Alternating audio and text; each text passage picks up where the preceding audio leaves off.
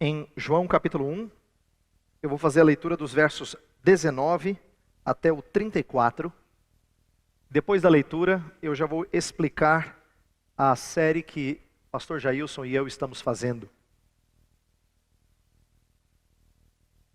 João capítulo 1, versos 19 a 34. Diz assim: Este foi o testemunho de João, quando os judeus de Jerusalém enviaram sacerdotes e levitas para lhe perguntarem quem ele era. Ele confessou e não negou. Declarou abertamente: Não sou o Cristo. Perguntaram-lhe: E então, quem é você? É Elias? Ele disse: Não sou. É o profeta? Ele respondeu: Não. Finalmente perguntaram: Quem é você? Dê-nos uma resposta, para que a levemos àqueles que nos enviaram. Que diz você acerca de si próprio? João respondeu com as palavras do profeta Isaías: Eu sou a voz do que clama no deserto. Façam um caminho reto para o Senhor. Alguns fariseus que tinham sido enviados interrogaram-no: Então, por que você batiza se não é o Cristo, nem Elias, nem o profeta? Respondeu João: Eu batizo com água, mas entre vocês está alguém que vocês não conhecem. Ele é aquele que vem depois de mim, e não sou digno de desamarrar as correias das suas sandálias. Tudo isso aconteceu em Betânia, do outro lado do Jordão, onde João estava batizando. No dia seguinte, João viu Jesus aproximando-se e disse: Vejam, é o Cordeiro de Deus que tira o pecado do mundo. Este é aquele a quem eu me referi quando disse: Vem depois de mim um homem que é superior a mim, porque já existia antes de mim. Eu mesmo não o conhecia, mas por isso é que vim batizando com água, para que ele viesse a ser revelado a Israel. Então João deu o seguinte testemunho: Eu vi o Espírito descer dos céus, como pomba, e permanecer sobre ele. Eu não o teria reconhecido se aquele que me enviou para batizar com água não me tivesse dito: Aquele sobre quem você vir o Espírito descer e permanecer, esse é o que batiza com o Espírito Santo. Eu vi e testifico que este é o Filho de Deus. Eu e pastor Jailson estamos fazendo uma pequena série, como disse o pastor Jailson, mais uma minissérie, né? Intitulada Divino Jesus, que é tratando da divindade de Jesus Cristo neste mês de dezembro, período de Natal. Bem, a mensagem de hoje é o testemunho do Filho. Pastor Jailson já falou sobre o prólogo, que é a primeira parte do capítulo 1, que é cheia de informações, é meio que um prefácio de um livro. E agora eu vou começar o início da história, e o pastor Jailson vai terminar no próximo domingo essa história que se desenvolve a partir do testemunho de João Batista acerca de Jesus Cristo. Então, essa série enfatiza a divindade de Jesus Cristo. Nós aproveitamos esse mês de dezembro para fazer uma outra série na Escola Bíblica Dominical, sobre a humanidade de Jesus. É por isso que no domingo passado eu tratei mais, principalmente da sua humanidade e especificamente sobre o seu nascimento, que foi a partir de uma virgem. Nós falamos um pouco da concepção e nascimento de Jesus Cristo e o que isso explica acerca da nossa identificação com Ele. Hoje o pastor Jailson vai continuar essa aula sobre o desenvolvimento do Redentor e no próximo domingo eu vou terminar essa série falando das limitações e fraquezas do Redentor. Quem olha esse título pensa assim: que heresia! Vamos falar que o Redentor é limitado e fraco. Não, entenda bem, nós vamos falar sobre o fato de Jesus Cristo ser verdadeiramente homem. E na sua humanidade, ele não é um super-homem. Ele tem fome, tem sede, tem limitações, tem até fraquezas. E nós vamos tratar disso e do porquê é importante conhecermos a Cristo Jesus nas suas limitações e fraquezas. Bem, agora eu quero brevemente lembrar aquilo que o pastor Jailson falou no domingo passado, apenas algumas ênfases, e conectar com aquilo que eu vou apresentar nessa manhã, para você entender como é que João, o evangelista, vai traçar essa história nesse primeiro capítulo. O pastor Jailson foi muito feliz em apresentar o prólogo, isto é, aquela introdução, como sendo uma espiral. Ele tirou isso de um autor, uma espiral que vai gradativamente apresentando coisas, uma espiral em movimento. É sabido de vários acadêmicos que João pensa pensa em círculos. Às vezes ele fala alguma coisa, aí ele fala outra, e ele volta naquela que ele falou. Então, o pensamento circular é uma característica comum do evangelista João. A gente percebe isso na primeira carta dele, por exemplo. Ele volta a alguns temas de maneira recorrente. E o que o pastor Jailson fez, que foi muito criativo e bastante elucidativo, até para as crianças, é entender que João escreve que nem a gente brinca de amigo secreto. Ele apresenta uma série de características e depois ele diz, esse é Jesus. E no finalzinho do prólogo é que ele apresenta Jesus pelo seu nome. Antes disso, ele não apresenta o nome de Jesus. Então, é como se ele estivesse desvendando aquele Messias, aquele que era a luz. Bem, vários temas rodam nessa espiral. Logos, criação, luz, rejeição do Logos, são temas introduzidos e depois retomados. Ele menciona isso, lá na frente ele vai retomar. É isso que o pastor Jailson mostrou, que é característico desse texto. O que eu quero pegar é uma dessas retomadas que é mais significativa para aquilo que eu vou apresentar nessa manhã, que é o testemunho de João. Ele é mencionado nos versos 6 e 7, repetido no verso 15, e a partir do texto que eu vou expor hoje, ele é desenvolvido. Então nós vamos mostrar agora o testemunho de João como sendo o foco principal da passagem que eu acabei de ler com vocês e que nós vamos ponderar nela, em cima dela nessa manhã. Vamos lá, vamos falar um pouquinho acerca de testemunho. Por quê? Eu descobri, estudando essa semana, que testemunho é uma palavra muito importante para João. Muito importante. Ele repete a ideia de testemunho várias vezes. O texto que o pastor Jailson pregou no domingo passado termina com a ideia de que o filho unigênito é aquele que revela o pai. Mas mais na frente, Jesus vai falar que ele testifica, ele dá testemunho da verdade. Revelar o pai, portanto, é dar testemunho acerca do pai. Mas a palavra testemunho não é usada só de Jesus para com o pai. Ele é o exemplo perfeito da testemunha fiel.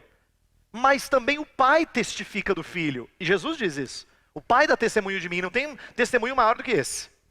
E depois ele vai apresentar o Espírito Santo, Jesus vai apresentar o Espírito Santo e diz que quando ele vier, ele vai testificar de mim, ele vai dar testemunho de mim. Então, olha que interessante a Trindade Santíssima testificando um do outro, uma pessoa acerca da outra. Jesus testifica do Pai, o Pai dá testemunho do Filho, o Espírito dá testemunho do Filho. Então, essa troca mostra que testemunho é um tema central em João.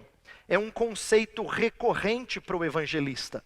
Inclusive aparece em outras passagens e é meio que a razão dele ter escrito. Quer ver? Pega a sua Bíblia e vá para o finalzinho de João. Nós vamos olhar não só para aquilo que é explicitado como a razão do Evangelho, no capítulo 20, finalzinho, mas também o final do capítulo 21. Então veja só, primeiro capítulo 20, versos 30 e 31.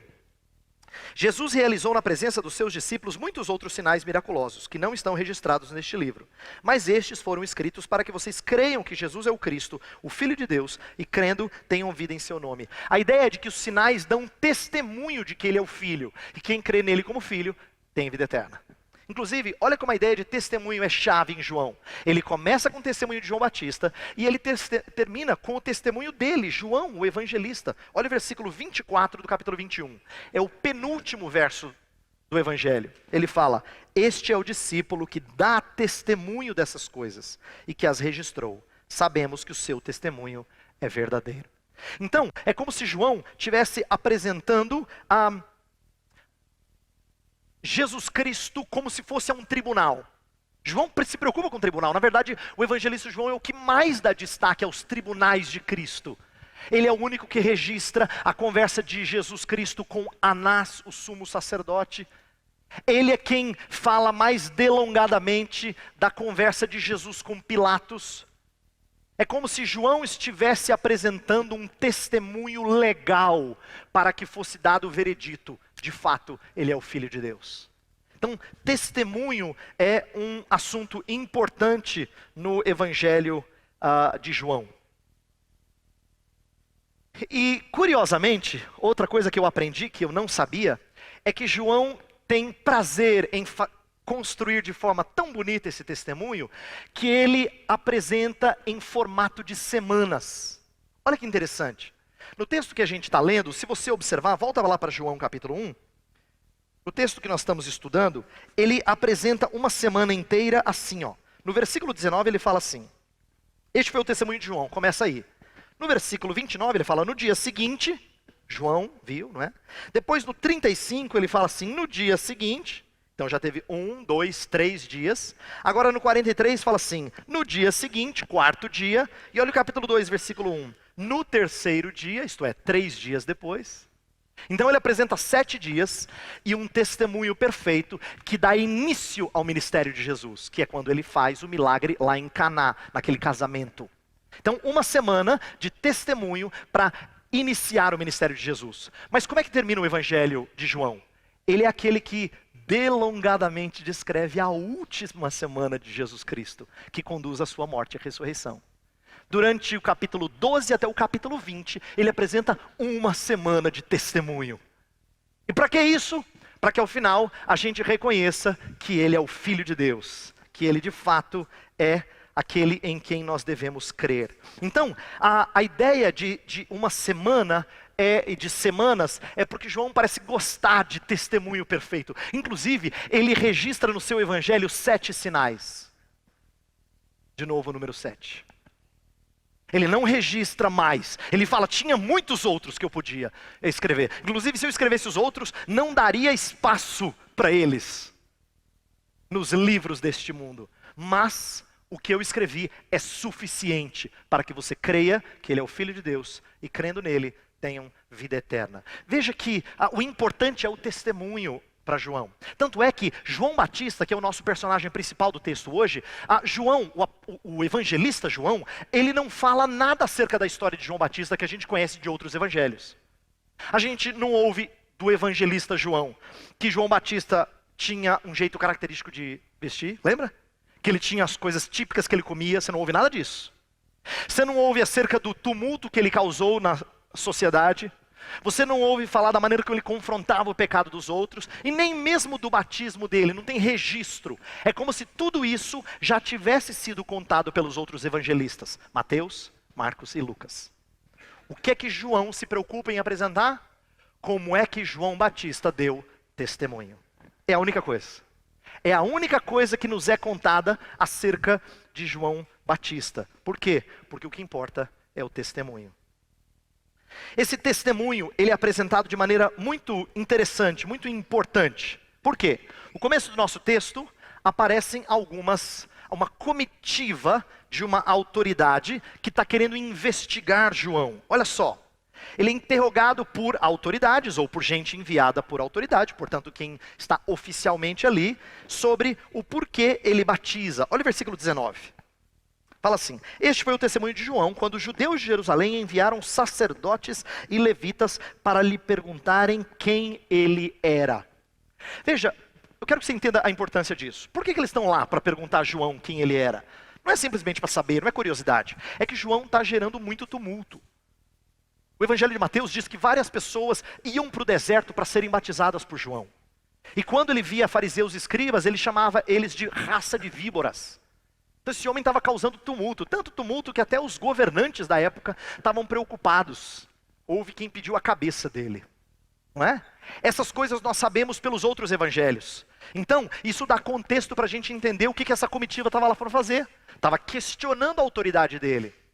Por que questionando a autoridade dele? Porque João Batista, ele está batizando judeus e falando de arrependimento, de limpeza de pecados. Para o povo judeu do primeiro século, isso era muito estranho.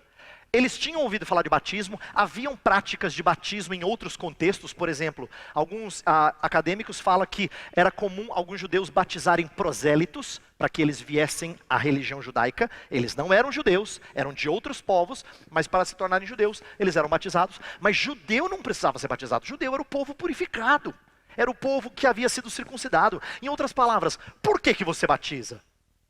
Quem te deu autoridade, João Batista? Quem te deu o direito de batizar? É isso que eles estão ali para fazer. Qual é a reação de João Batista?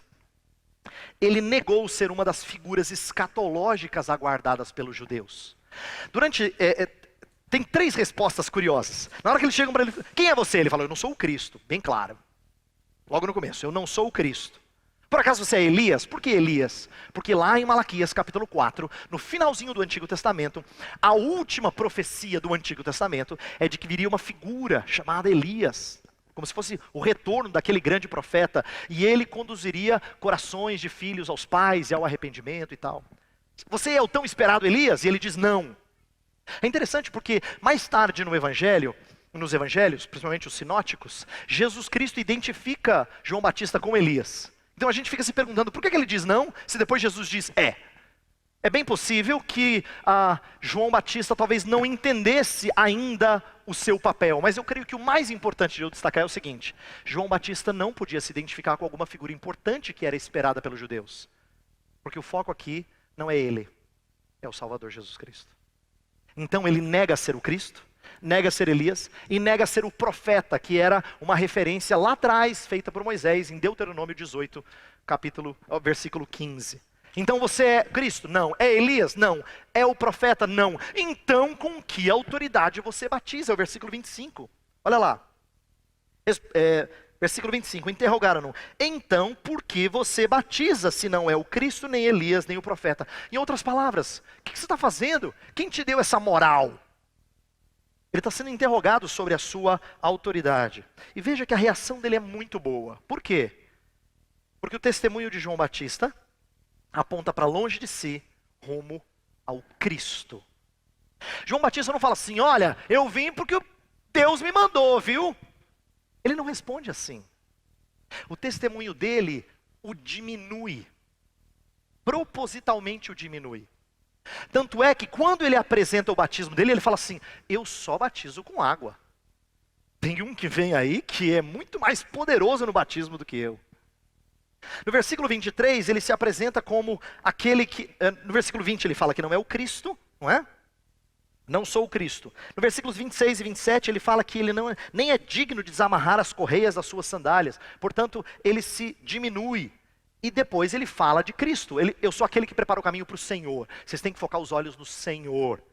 Tanto é que quando o Senhor aparece no outro dia, é possível que Jesus Cristo estivesse passando e alguns até cogitam a possibilidade de rebanhos estarem próximos para fazer a conexão entre ele e o Cordeiro. O que importa é a gente mostrar que João Batista está ali para apontar a Jesus Cristo. Eis o Cordeiro de Deus. O que isso mostra acerca de João Batista? Ele só aparece no Evangelho para dizer isso aqui, ó. Convém que ele cresça e que eu diminua. Sabe o que é interessante? Essa é a última vez que a gente ouve João falar. É a sua maior frase e a sua última frase. Porque depois do capítulo 3, João Batista some do Evangelho de João.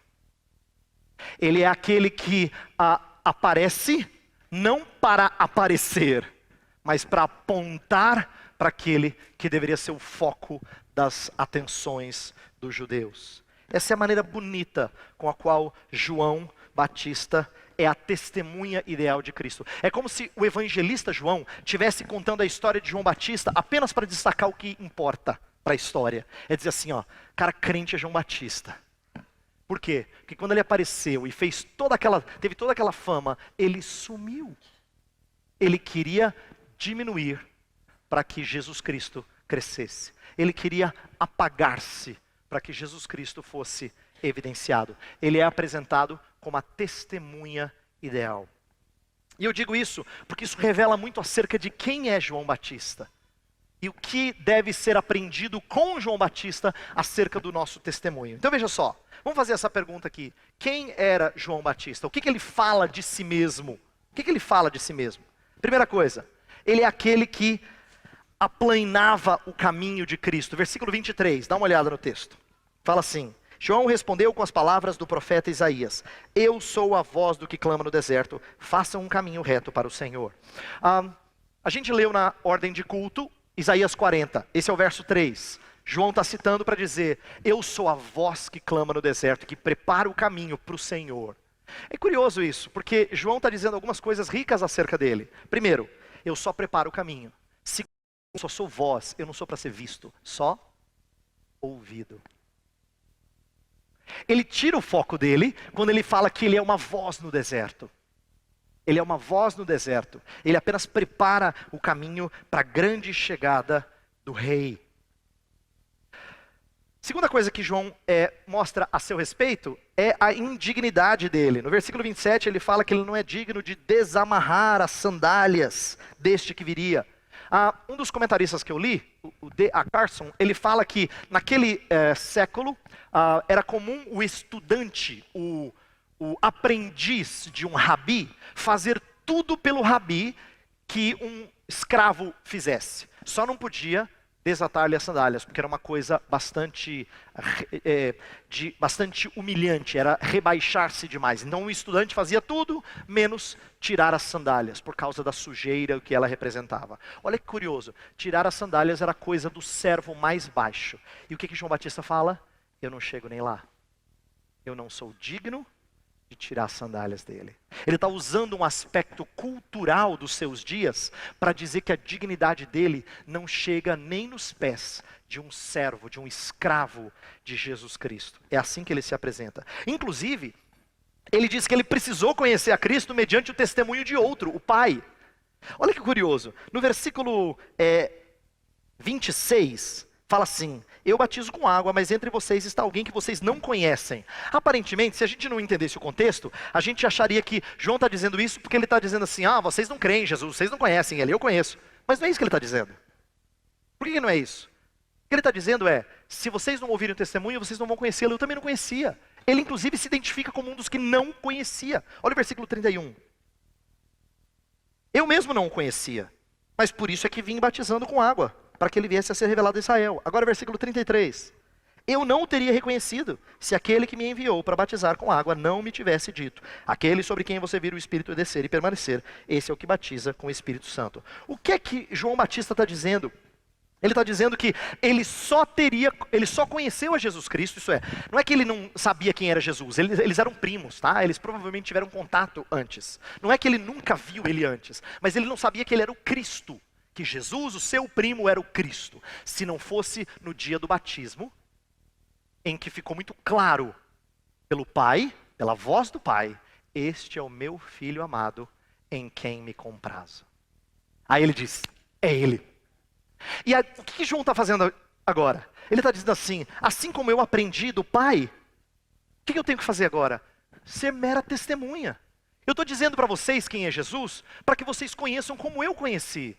Eu não sou ninguém, vocês estão aqui vindo preocupados saber do meu ministério, de como eu estou movimentando gente. Eu não sou ninguém. É isso que João está dizendo. João Batista está dizendo assim: eu não sou digno sequer de desatar, de desamarrar as sandálias dele. Eu sou mera testemunha. Agora, quem é Jesus para quem ele aponta? E aqui vem como ele contrasta a sua pessoa com a pessoa de Jesus Cristo. Olha só, Jesus, em contrapartida, ele é o Senhor. Verso 23, ele fala: eu sou aquele que deixa o terreno plano para a vinda do Senhor. Ele apresenta Jesus Cristo como o Deus dos judeus, o Yahvé, o tão sagrado e santo Deus. Ele é o eterno. No versículo 30 fala: aquele que existia antes de mim. Em outras palavras, ele está apresentando alguém que tem título e características próprias do divino. Em segundo lugar, João Batista o apresenta como Cordeiro de Deus. Por que é importante isso? Porque João Batista estava batizando com água. Ele estava falando de limpeza, de purificação. Os judeus estavam incomodados com o ritual de purificação dele. E aí João Batista fala assim: gente, isso aqui é só água. Quem purifica mesmo é o Cordeiro de Deus. Ele tira o pecado do mundo. Ele está apontando para Jesus quando Jesus passa, para mostrar que a razão dele batizar com água é apenas para preparar as pessoas para a real limpeza que acontece no seu interior, operada por Jesus Cristo, enviando o seu Espírito. Então, a ideia aqui é de que Jesus Cristo é apontado como o grande reconciliador. Ele é aquele que reconcilia o mundo com Deus. Aqui não são só os judeus, mas gente de toda parte. E o Evangelho de João faz questão de mostrar isso. Ele tem conversa com samaritana, para mostrar que Jesus Cristo é verdadeiramente o Salvador do mundo. João 4,42. Então ele é o reconciliador do mundo. Outra coisa que a João Batista apresenta, olha, eu batizo com água, mas ele batiza com o Espírito. Em outras palavras, ele é que tem poder purificador. Ele é quem pode, de fato, limpar você dos seus pecados. Eu não. E a última coisa que João Batista fala de Jesus, que é importante, ele é o Filho de Deus. O último verso, verso 34, fala assim: eu vi e testifico que este é o Filho de Deus. E eu disse isso na aula de escola dominical no domingo passado, mas nem todo mundo estava aqui, eu quero repetir essa ideia. Quando João Batista fala assim, ele é o Filho de Deus, na cabeça dos judeus, não pense que ele está dizendo que Jesus é importante, mas é um pouco menor do que Deus. De jeito nenhum. O Evangelho de João mostra muito claramente que o judeu não pensava igual o grego.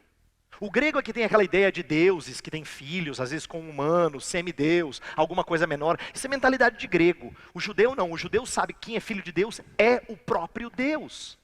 Tanto é que nos capítulos 5 e no 10, Jesus Cristo é acusado de blasfêmia. Porque quando ele se diz filho de Deus, ele está se fazendo igual a Deus. É isso que diz o Evangelho de João. Então, quando João testifica acerca do Filho, ele está apresentando a divindade de Jesus Cristo. Bem, por que disso tudo? Eu quero agora fazer algumas aplicações para que isso fique muito claro para a gente da importância do testemunho de João Batista. Veja só.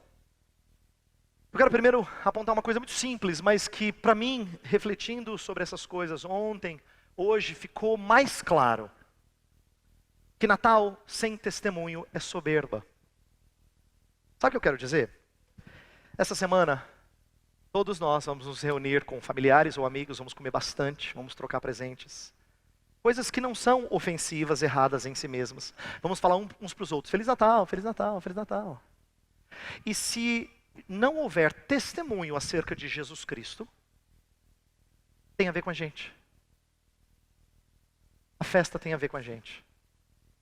Se não tiver testemunho de Jesus, o seu dia 24 e 25 com a sua família ou amigos é soberba. O que me encanta na pessoa de João Batista é que com toda a popularidade que ele tinha, com todo o pessoal que o seguia, ele dizia assim, gente, eu tenho que sumir. Convém que eu diminua, que ele cresça.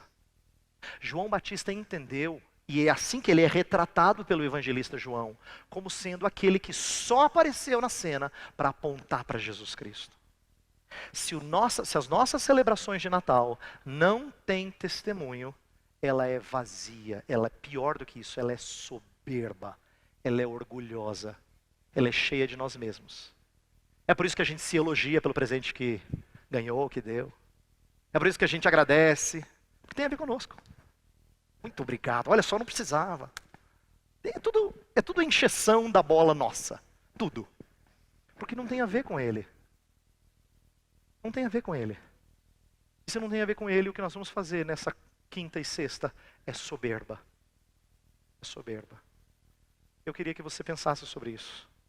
Se nossos natais têm sido sobre o que nós damos uns para os outros, como nós amamos uns aos outros, como nós somos carinhosos uns para com os outros, tem a ver conosco. Isso é abominável ao Senhor. Natal é tempo de testemunho. Se nós não apontamos para a pessoa de Jesus Cristo, ele é um Natal orgulhoso. Segunda coisa, quando eu falo de testemunho, eu quero dizer especificamente testemunho verbal. Alguns de vocês aqui várias vezes já falaram assim, não pastor, eu tenho tentado ser uma testemunha fiel, eu não falo não, mas eu vivo. Todo testemunho não verbal, quando ele não é acompanhado de fala, ele é confuso. As pessoas não conseguem discernir aquilo que você testifica se você não fala. João Batista muito sabiamente diz, eu sou a voz do que clama no deserto. Aquilo que eu vi, eu falo.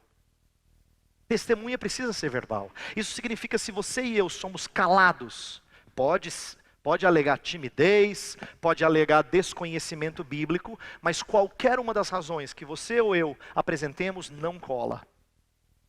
No Evangelho de João, todo mundo que é impactado por Jesus abre a boca. Você lembra da mulher samaritana? Assim que Jesus Cristo ofereceu a água da vida, ela entendeu a mensagem, ela corre para a cidade para apresentar Jesus. Lembra do cego de nascença? Assim que ele é curado, ele fala, não sei quem ele é, mas o cara é bom. Depois Jesus Cristo se apresenta a ele e fala assim, você crê no Filho? Me fala que eu creio, sou eu. Aí diz o texto, ele o adorou. Ele não consegue fechar a boca. Por quê? Porque testemunho tem que ser verbal. Quando alguém se apresenta em tribunal, ele fala e a sua palavra é importante. Se a sua palavra aponta para si, não é um testemunho válido, mas se ela aponta para outro, para Cristo, ele é um testemunho aceito diante do tribunal de Deus. Eu queria que você entendesse isso. Nós precisamos ser movidos a falar. Se nós somos os calados, está na hora de você mudar. Se nós somos aqueles que falam demais, nós falamos mal. Nós temos que aprender a falar e a falar prudentemente. Então esse puxão de orelha não são só para os tímidos, são para os bocudos também. Alguns de nós falam muito, de maneira insensata. Falamos o que não devemos. Nosso testemunho fica completamente anulado. Eu quero que a gente aprenda a ser pessoas que valorizam o que falam. Falam o que deve, quanto deve. Por último, eu e você precisamos anunciar a divindade de Jesus. Eu quero dizer que, nessa semana, quando você se reunir com amigos e familiares, se você não fala de Jesus como Filho de Deus, você perdeu o sentido do Natal. Deixa eu explicar. Eu li um autor essa semana que chamou muito a minha atenção. Ele fala assim, João apresentar Jesus como Filho de Deus faz toda a diferença. Porque ser Filho de Deus, como eu já expliquei, significa que ele é o próprio Deus. Agora presta atenção. O versículo mais citado da Bíblia, que está no Evangelho de João, diz assim: Deus amou ao Filho de tal maneira que deu o mundo. Ficou estranho, né? Sabe por que ficou estranho? Porque isso não seria uma coisa natural, não seria uma coisa extraordinária. Seria muito comum.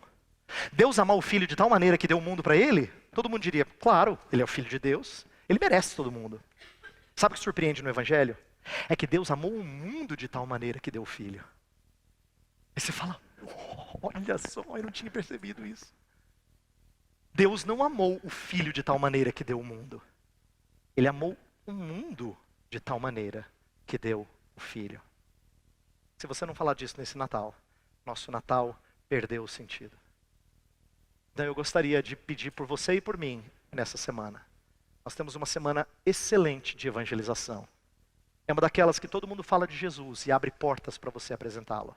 Se você não abrir a boca, o Natal ficou soberbo. Se você não falar prudentemente, o Natal ficou uma festa sobre nós, acerca de nós mesmos. Vamos orar. Ó Pai, o testemunho de João nos recorda que nós não podemos aparecer, mas é Cristo que tem que ser trazido à luz, à tona, tem que ser destacado. Estamos tão acostumados a fazer festas bonitas, cheias de comida, de presentes, de festividade, que nós nos esquecemos que essas coisas podem se tornar tremendamente soberbas. Elas não são erradas em si mesmas, Senhor, nós entendemos assim. Mas quando elas são focadas em outra coisa que não o Teu Filho, elas têm a ver conosco. Isso está tão fora de ordem. Pedimos perdão pelas vezes em que nós não abrimos a boca. Senhor, nós confessamos o nosso pecado e pedimos que essa semana seja diferente. Nós vamos nos encontrar com familiares, com amigos, e nós vamos ter a oportunidade de anunciar Jesus como Filho de Deus. E se Ele é o Filho de Deus, então nós temos que dar ouvido à sua palavra. Se Ele é tudo o que Ele diz ser, então nós temos que abrir os ouvidos para ouvi-lo.